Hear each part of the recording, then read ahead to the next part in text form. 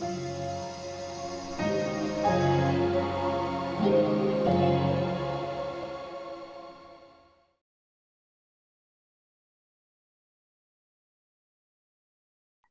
to you all. Here we are in another CineDB Insights talk. CineDB Insights is an offspring of CineDB Africa Conversation Series. It's a series of in-depth encounters with film professionals from the continent that was developed by a group of African curators as part of CineDB Africa project of the Getty Institute that is now accessible through the e-portal of Durban FilmMart Institute, the new home of CineDB Africa. I'm Lara Souza and I collaborate with CineDB Insights, and today we are interviewing Don Edkins, founder of Generation Africa and Steps. Thank you so much, Don, for being here today with us. I would like you to introduce yourself briefly and talk a bit about the work that Steps have been doing, and if you can, guide us directly to Generation Africa. Sure. Thank you for that, Lara, and thank you for asking for this interview. So briefly, Steps was founded in 2001, and it was in relation to what was happening around HIV and AIDS in Southern Africa. Because at that point, the messaging was very unclear. It was really negative. Documentary films that were being made were largely being made by Western filmmakers, and they were all about death and disease and tragedy. But there was another story and another narrative, and this was about hope and love and courage and resilience. And so we started the project Steps for the Future, which was 38 films by African filmmakers from Southern Africa. And that really set the methodology for us in how to create larger projects with multiple films, with different directors, different production companies, but around a particular theme. How to use film in engaging an audience. And that became the media education focus of our work at Steps, where we started a training of facilitators program that continues until today, to get people to see how a film can stimulate a debate within a community, the important role of facilitators in guiding that discussion so that the film is a story, but it doesn't hold the information. And the discussion is what the audience can then participate in through a facilitated debate. And I think this is very important because this is about impact. This is about how films reach a community and the methodology that one needs in order to allow people the opportunity to talk about their own situations and the types of actions that they would take in particular situations. And this impact strategy has continued to be part of all of our projects. We've now written an impact toolkit, which is available to any impact producer or any filmmaker on the continent, around the world, but it's really dedicated towards Global South filmmakers and impact producers. Because following that project Steps for the Future, which was screened at broadcasters around the world in film festivals, really it was about bringing the films into the communities. Can you tell us a bit about Generation Africa and how filmmakers can access that program, and what kind of program it is and how it's structured? Sure. So following Steps for the Future, we made a couple of global projects around democracy and governance, and then about structural poverty and what people were doing around that.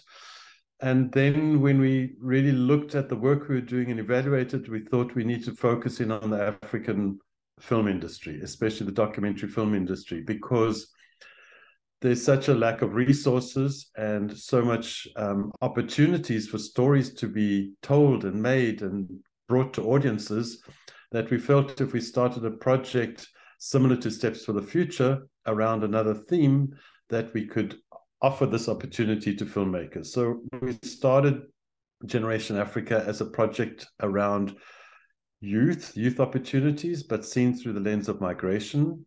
Because as Africa's got the largest youth population of any continent in the world, we don't hear their voices. We don't know what the dreams are of young people, the opportunities, the situations they face, and how they deal with them. So we put out a call for proposals, at the same time wanting to reach filmmakers across the continent. So very much in mind that we wanted to cross this colonial divide of Francophone and Anglophone speaking regions to bring filmmakers together to build community.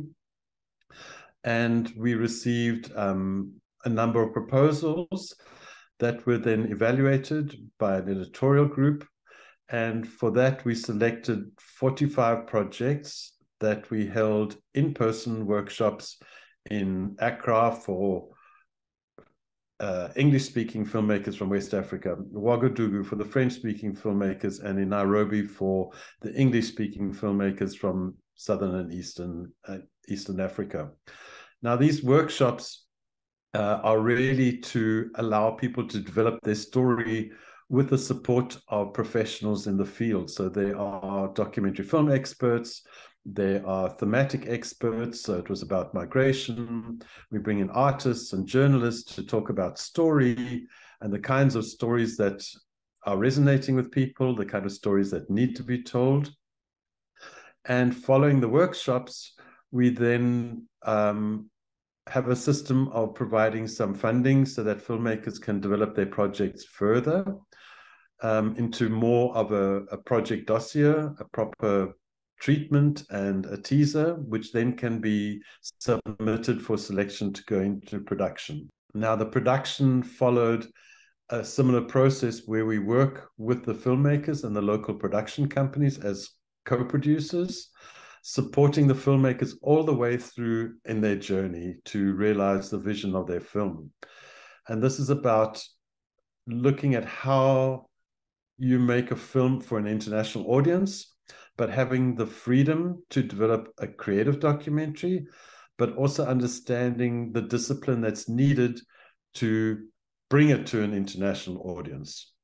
Of course, our primary audience is Africa, because again, the impact that we were looking for from the beginning was how do we get people in Africa to talk about what migration means to them and how it affects their lives. And so that's the situation we are in right now, where the films have been seen at film festivals, they've been broadcast around the world, and currently they are being screened in communities in the 17 different countries that they come from.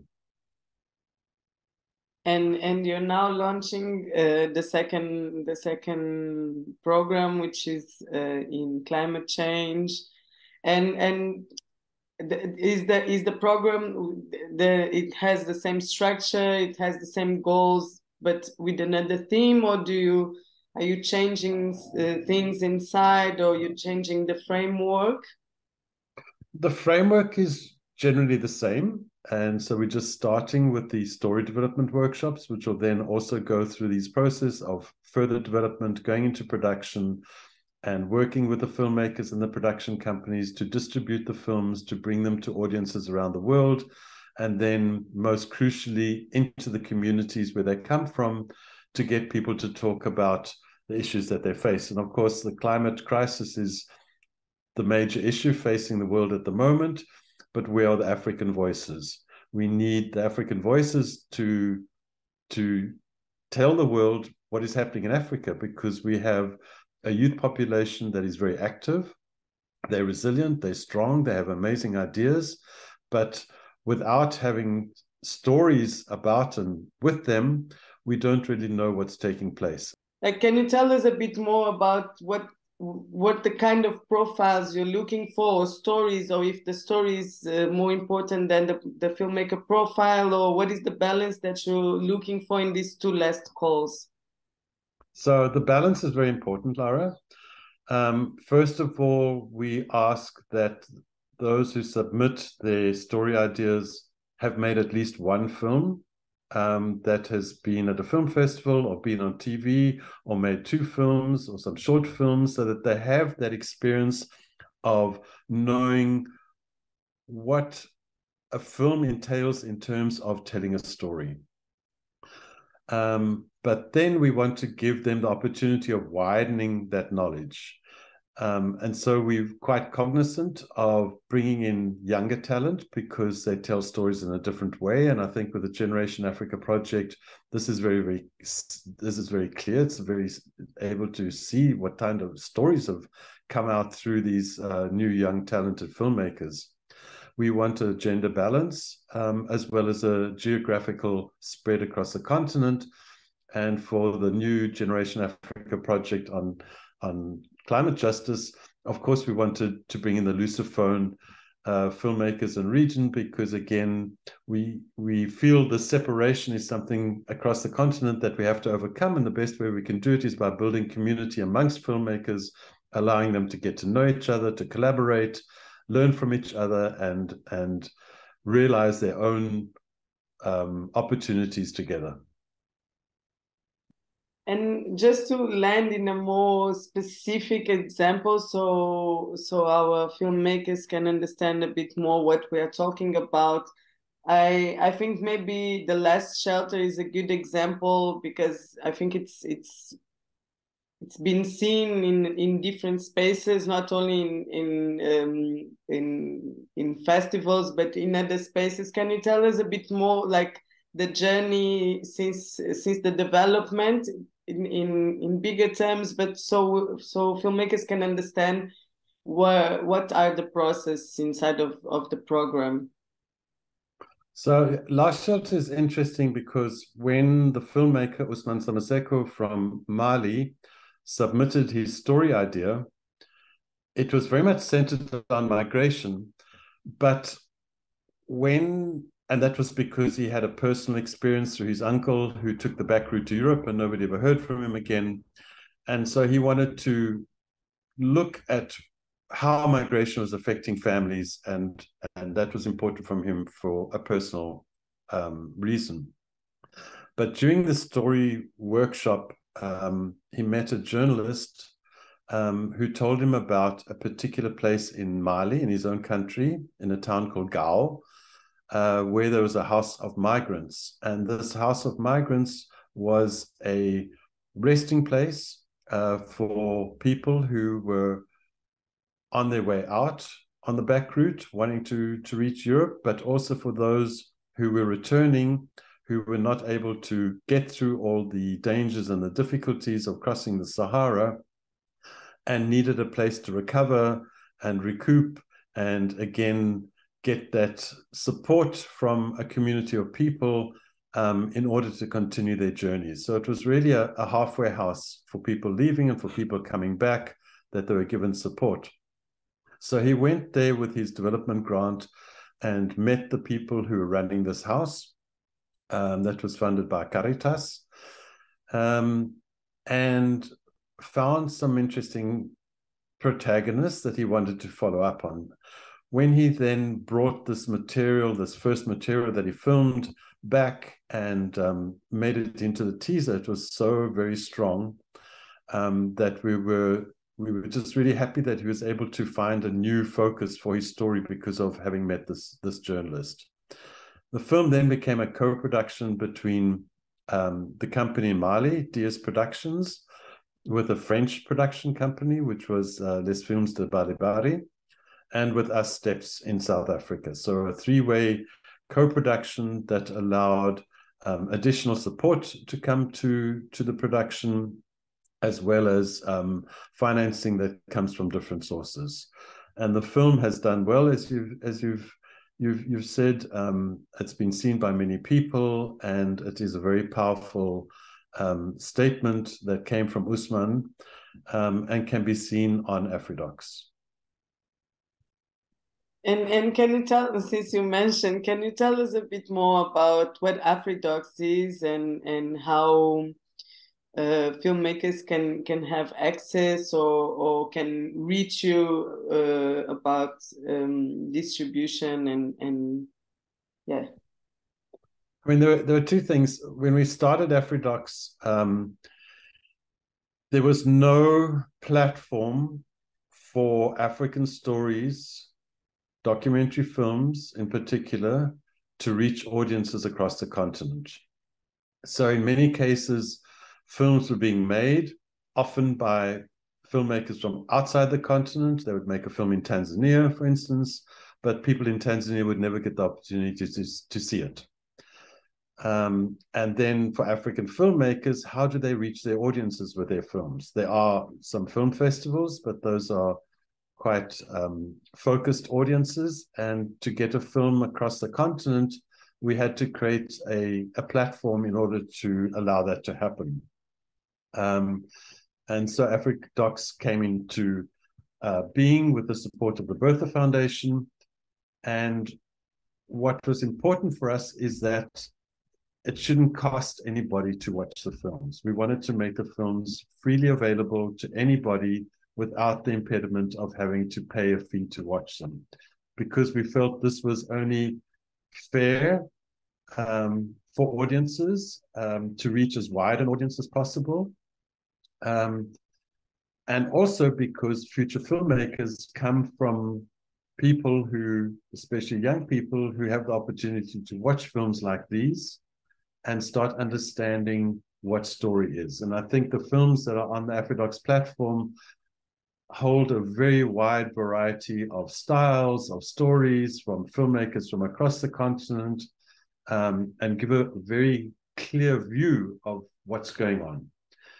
Now, at the same time, we also realized that there were not enough films, because we were wanting to release one film a week. There were not enough documentary films being made by African filmmakers. And that's also why we started Generation Africa, because we said if we can make 25 films, we will have 25 more films to put onto AfriDocs to reach the audience. So these projects work in tandem. Generation Africa has a platform in Africa for people to watch the films, and at the same time, it allows the filmmakers an access to an audience. But it's not just through the projects that we produce. We are open to films from filmmakers across the continent. They should just write to us at info@steps.co.za, and that will be picked up by our team who run AfriDocs. You've met Teresa Hill recently also in Meridas Doc.